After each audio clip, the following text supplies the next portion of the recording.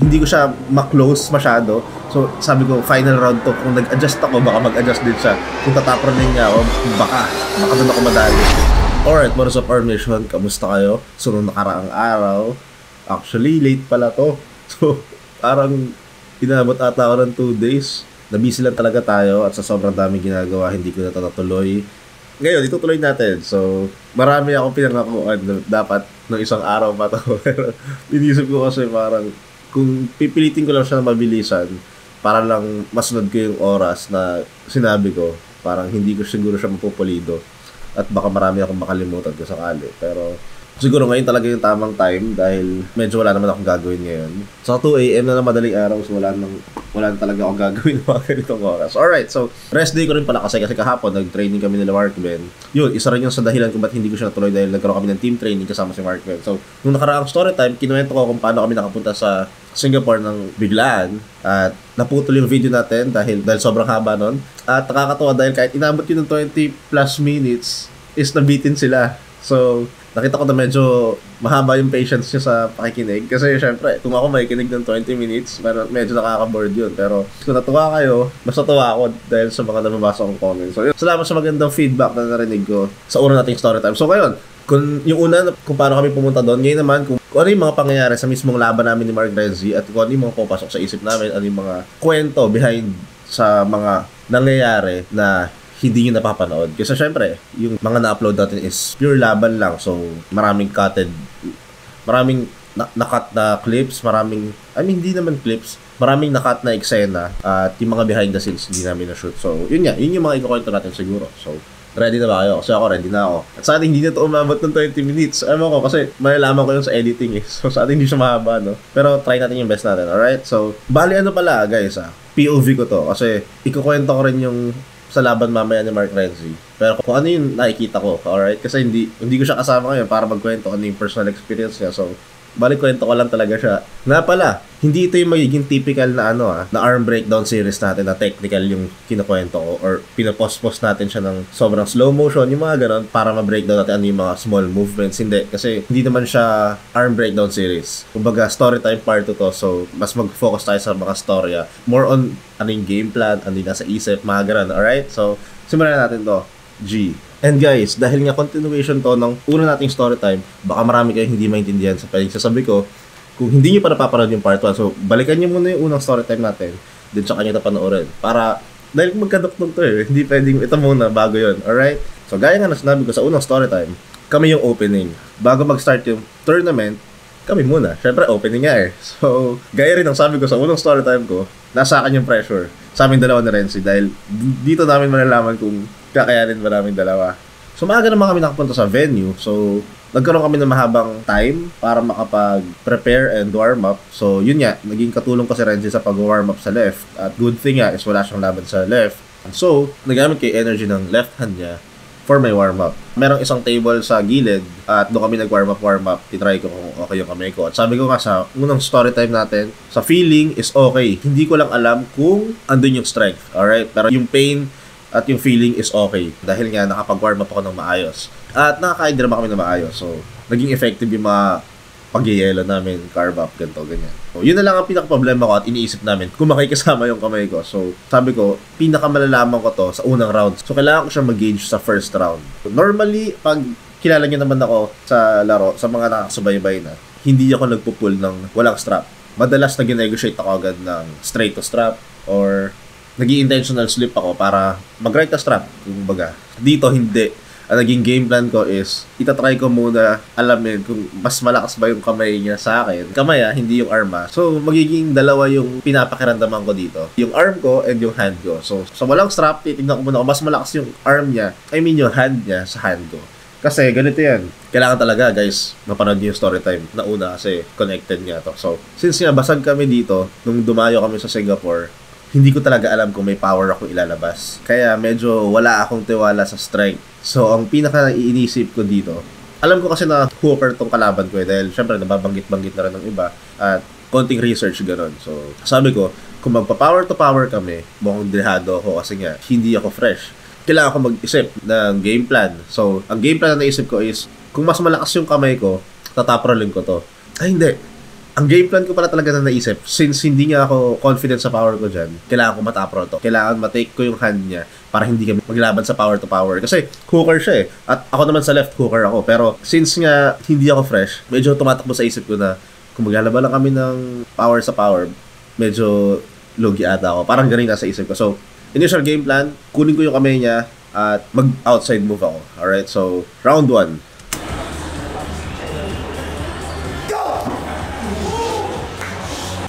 Okay, so yung round 1 namin na yun, di ba test ko yung kamay niya. Kung isa slow motion ngayon, nanalo siya sa height, tapos hindi ko rin kasi forte talaga yung walang strap.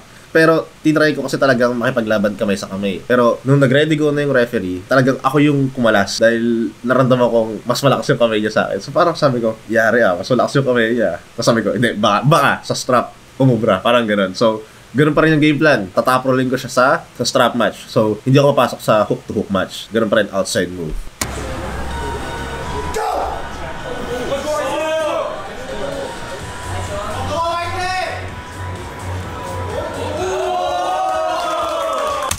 Alright, so yun ang nangyari sa round 1. Tinatry ko siyang top rollin, pero mas nanalo yung cupping niya kaysa sa pronation ko. Sa left hand ko kasi yung weakness ko talaga dyan is yung pronation eh. Kahit sa mga lifts, mas mabigat yung nakakap ko kaysa sa pronation. So, ang nangyari, tinatry kong buksan yung kamay niya, pero kumbaga parang imbis na siya yung mabuksan ko, ako yung napapasok yung sa hook. Nung nakapag-cup na siya ng konti, napakahirap naman para i-open up. Parang naisip ko na kinulang kasi ako sa back pressure. So parang ang ginawa ko is nag-rely ako sa pure pronation, so hindi ako masyadong humila. So sabi ko, round 2, same thing, only harder. Parang gano'n, hindi pa ako magpapalit. So yun lang yung naging adjustment ko. Uulitin ko siya ng mas malakas lang.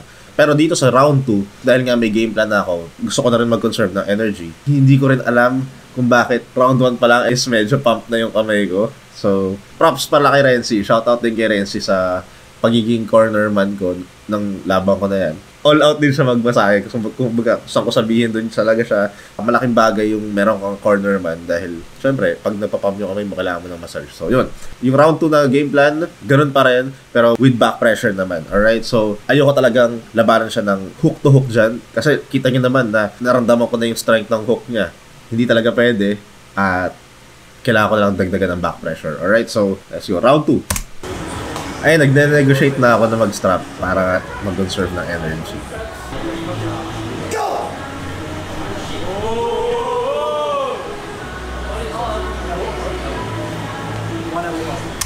Alright, ito kwento ko lang to Itong elbow foul ko na to, umubra yung back pressure ko, napansin ko na napigilan ko siya sa back pressure. Alright, so sabi ko, hindi ko mapopronate yung kamay niya. Hindi ko mababali. I mean, yung hindi ko matatapro na gano'n. Pero masastop ko yung cupping niya with my back pressure. So sabi ko, pwede So yun yung tumakbo sa isip ko. So etong restart na mangyayari, same thing lang. Mas lalaksan ko lang din talaga yung back pressure. So doon ako magre-rely. Game, isa pa. Parang ganun. Kasi nararamdaman ko talaga na yung side pressure niya talaga. Kaya nga ako na elbow foul Kung mapapansin nyo, nung nag-transition siya pa-press, doon ako nalaglag. Ang lakas talaga ng side pressure niya. So talagang yung laro na nakikita ko sa kanya is pang inside game talaga. Ako, sabi ko, may hirapan akong pasukin to sa laro niya. Kailangan ko mag-outside. Let's try it again with back pressure. Alright. Go!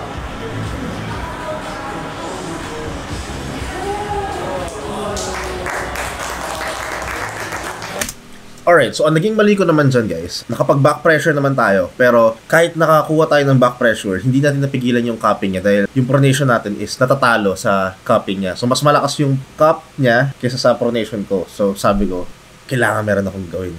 Kailangan may i-adjust ako. Alright, so hindi umuubra. 2 beses ko na siya ginawa. Nagdagdag ako ng back pressure, hindi umuubra. Kailangan meron akong gawin. At ano yun? Ano yung kailangan kong gawin? At no offense kay Renzi pero hindi niya rin kasi alam kung anong adjustment yung pwede kong gawin dahil siya yung nakakakita ng match At hindi ko rin naman pwedeng i-replay sa camera dahil meron lang kaming 1 minute para mag-rest. So, hindi ko actually makita kung ano yung pwede kong gawin. Medyo mahirap kasi siya talaga makita sa POV mo kapag ikaw yung naglalaro. Mararamdaman mo siya, oo, pero hindi mo makita kung ano yung kulang, gano'n. So, ayun lang, nakikita ko, nararamdaman ko na mas malakas talaga yung cupping niya sa pronation ko. So, hindi talaga mag-work kahit anong top roll lang gawin ko. Pump na rin yung kamay ko. Pag pump na kasi yung kamay mo, guys, ang hirap na mag-top roll. Ang nasa isip ko na lang talaga niyan is, we have no choice. Since 2-0 na, at wala na akong ibang choice, kundi labanan ko siya sa mismong game niya. Which is, main style ko rin naman. Yun nga lang, hindi ako confident sa strength ko dahil syempre, hindi niya kami fresh niyan at galing niya kami sa final team sparring. So, sabi ko, wala na akong choice eh. Ipalag na lang natin, parang gano'n. So, dyan ako, habang minamasahe ako ni Renzi, dyan ako nag-pray, sabi ko, Lord, this is when I need you. Kasi, yung strength ko, tingin ko hindi sasapat. Ikaw na bahala, kumbaga gano'n. Kung manatalo ako, okay lang, pero binigay ko yung best ko, parang gano'n, sabi ko. Papasok na ako ng hook. Alright, so gano'n na. Since nga, yung kamay ko is gassed out na, second option natin is yung arm power. So, third round. Saglit, gusto ko lang pala linawin, guys. Ay, gusto ko lang din pala ikwento, guys, na tumatakbo sa isip ko niyang 2-0 na. Sabi ko, yung mga bashers, naisip ko na i-comment nila, yan, dayo-dayo ka pa. Parang gano'n na. Tapos parang inalis ko sa isip ko na, hindi, focus lang sa laro, focus lang, gano'n.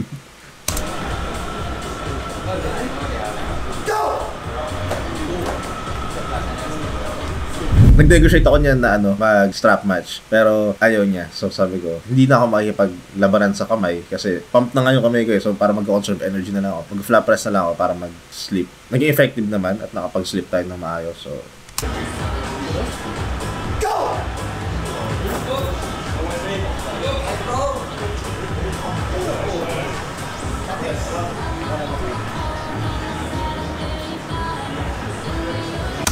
eto guys, kung mapapansin nyo, siguro ako lang kasi alam ko yung nasa isip ko yun eh. Pero medyo parang napapasmile ako sa isip ko na parang uubra, parang gano'n na. Na-stop ko siya eh, para sabi ko, kaya. Tapos naiisip ko na rin talaga, magiging honest ako sa inyo naiisip ko na rin talaga na ang ganda nito kapag na-comeback ko siya. Parang may gano'n na ako tumatakbo sa isip ko. Kumbaga yung content na yun naiisip ko eh, output na, yung kalalabasan ng video. Parang gano'n na yung naiisip ko. Naglalagay na ako ng background music sa isip ko. Yun na nakakatawa lang. Pero syempre, ano pa rin, gusto ko pa rin i-focus talaga. Alisin yun, i-focus ko muna na, kailangan mo na manalo. Parang gano'n, parang gawin mo na lahat. Huwag ka muna magkampanya dyan. Gano'n pa. So, at since umubra yung hook, okay, mas magko-commit ako ng mas inside na hook. Game time.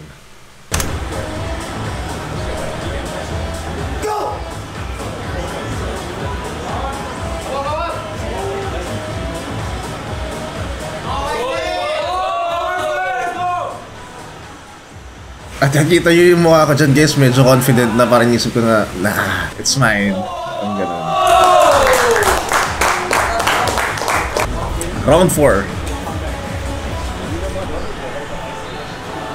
Wait, dito na sa round 4, medyo nag-iba yung mood ng paligid. Parang random kasi namin, first 2 rounds, ganun parang yung mga tao, alright, it's done. Panalo na kami, parang ganyan. Yun nga, medyo nakaka-intimidate din siya kung iisipin. Lalo kung magpapadala ka, parang confident sila, parang gano'n. Pero itong round 4, makikita mo na parang lahat sila umayos ng upo, tumahimik, nag-observe talaga na parang, alright, may ibang nangyayari, parang gano'n. Kung kanina, medyo nakaka-intimidate, ngayon naman parang, alright, ngayon manood kayo. Parang may gano'n ng feeling, okay. So, yun lang yung nasa isip ko, guys. So, sabi ko naman sa inyo, magiging honest tayo sa pagkakwento natin na to. Tuloy natin.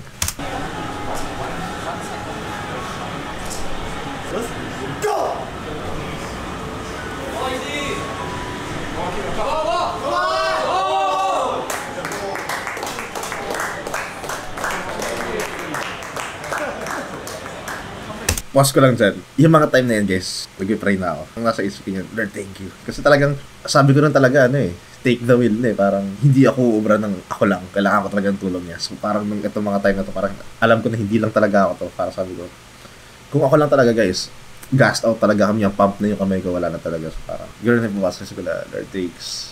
Round 5. Bro, last please.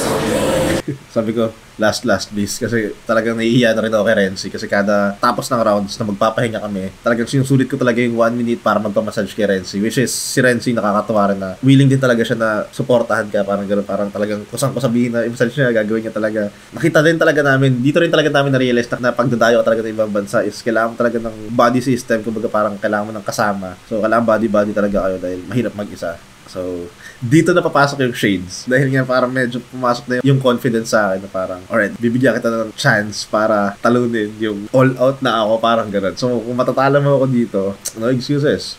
mas malakas siya, parang gano'n. Pero, eto na rin yung 100% na rin talaga ako. Kumbaga, ibubuhos ko rin talaga. So, gano'n, parang gano'n yung naging symbolization ng shades na nabuild nating character. Pero, hindi naman talaga gano'n. Ano lang, parang, alam mo na, syempre, social media influencer tayo. Kailangan din natin maglagay ng konting character or flavoring para lang may something na aabangan, parang gano'n. At nakakatawa lang yung mga mukha nila. Kung makikita mo, parang, what is this guy doing? Parang, yung mga chinecheck kung eyeglasses ba yun, parang, ano yung sinusuot nila? Matag yung shades? So, parang gano'n yung mga mukha nila. Nakakatawa din at the same time. Tuto na, final round. Sabi ko rin sa isip ko, kakaiba yung output nito pag nakamba ko. And, tired na rin talaga yung kamay ko niyan. Pero random ko rin kasi na tired na rin siya. So, parang sabi ko, okay, kung matagal man to, kung mag-stop man kami, matagal man to, patayan na kami dito sa gitna. Kung mga sino na manala talaga. Kung ibibigay ko na talaga lahat. So, game, final round.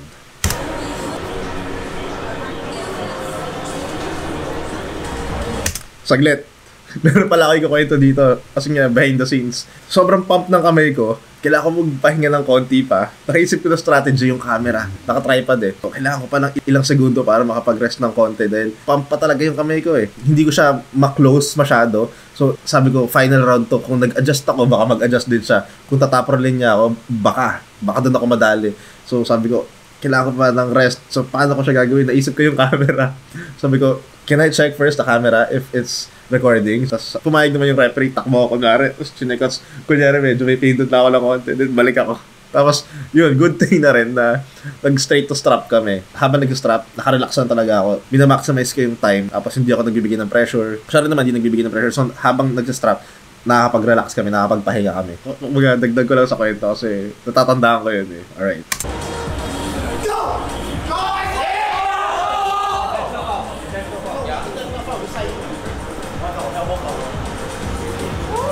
Alright, ito na. Dito na pumasok yung controversial na intentional foul.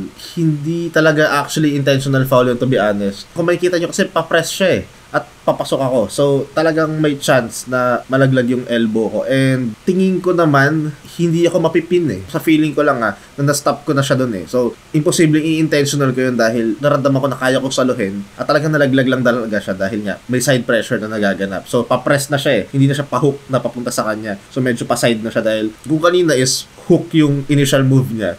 Ngayon naman is parang nagtatry na siya mag-press. So, yun, clear ko lang na hindi talaga siya intentional foul, which is pwede ko talaga siya maging strategy sana kung mapipin ako para mag-restart.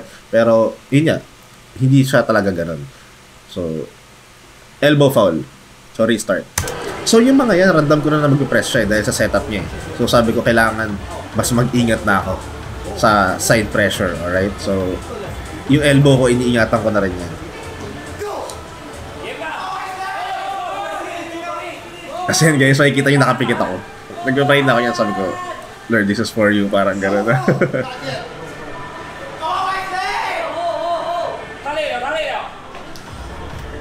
Tapos yun, no? Boom, di ba? Akala ko akin na nakapikit ako eh, kasi nagpipray ako nun, sabi ko, habang tayo maglaban ako na parang final round eh. Kaya hindi ko nakita na siya pala yung nag-intentional foul. Kaya nung talaga nag-thank you Lord na ako. So, natawa pa nga sila dyan eh, kasi parang akala nila hindi pala ako panalo pa. So, parang marinig yung tawa nila. So, parang hindi pa, parang gano'n. Ano sabi ko, I thought it's a pin. So, ito talaga yung pinaka final round pala. Kasi one foul kay Wisely at kanina may one foul na rin ako. So, yun din, iniisip ko rin na sana hindi matapos sa foul. Like, hindi ma-fouled out para yung ending ng video or yung panalo is by pin. Kumbaga, kung ma-pin man ako, okay lang. Kung ma-pin ko siya, mas maganda. So, ako, iniingatan ko na rin. Sabi ko, hindi ako pwede ma-elbow foul dito. Mas naging mindful din ako sa elbow ko niyan. Go! Yeah! Elbow! It's parallel! He's pushing me! Isa pa tong controversial na part kasi nag-parallel na at hindi ko alam kung talagang pinupush niya ako. Pero, syempre, since flop press yun, talagang may pressure na paatras. At since mahaba siya, talagang baka may chance na hindi naman niya talaga tinutulak. Pero, base kasi sa akin na parang yung sinasabi niya na elbow foul. It means, for me lang kumbaga hindi ko naman alam kung ano tumatang mo sa niya. Kung talagang tinuturo niya elbow foul, may chance na talagang baka naging strategy niya yung itulak ko para mag-elbow foul. Pero kasi, kung sakali man, parallel pin na eh. Like, sino susundin nila doon? Yung parallel pin or yung elbow foul. Hindi ko nga alam kung elbow foul talaga kasi based dito sa angle dito, hindi ko rin kita kung elbow foul talaga. Ako, parang nag-suggest ako ng restart, which is, nakakatawa naman sa kanila is nag-restart sila. Good thing. Hindi na alam na sa dating tayo makipag-argue sa Pilipinas. So parang, na-practice na natin yun sa Pilipinas, so hindi tayo pwedeng gulaman, kumbaga. So, yung nakakatawa is nag-restart. Tumingin sa akin si Renzi, parang gusto niya akong masahihin. Diba? Kita niyo naman yung effort ni Renzi, pero sabi ko yun, we have no rest. Kasi restart lang naman. So, yeah, props kay Renzi. Final round.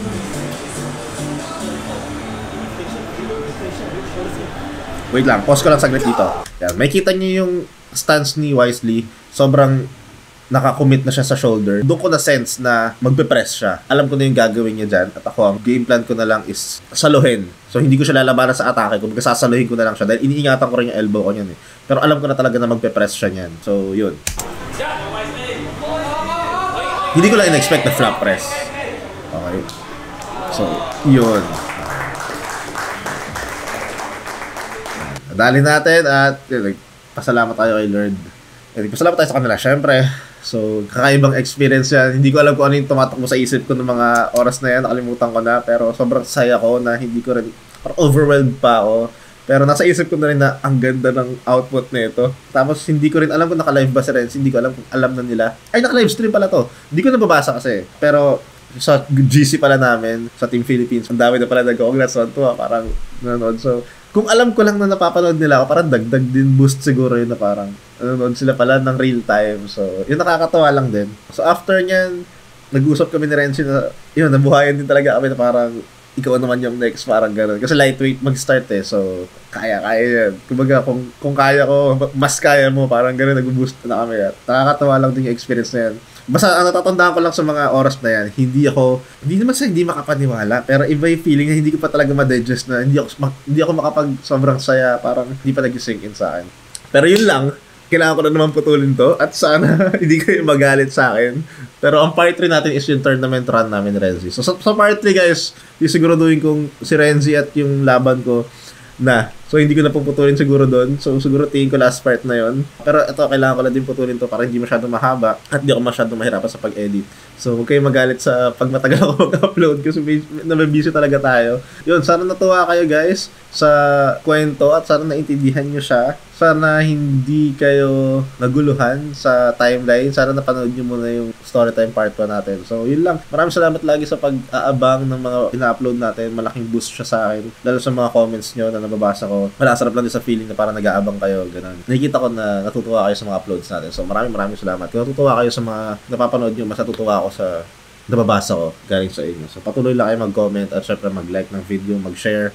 At yun, mag-ingat kayo palagi. God bless. Gusto ko lang ulit sabihin na kung meron kayong mga opportunities na nakikita, i-grab nyo yun at ipagkatiwala nyo lang siya kay Lord dahil hindi naman yun i-allow ni Lord kung hindi yun para sa inyo at hindi yun part ng plan. Pwede kayong mag-fail sa mga pinagagagawa nyo ngayon or matalo, ganun. It means kasama yun sa journey nyo.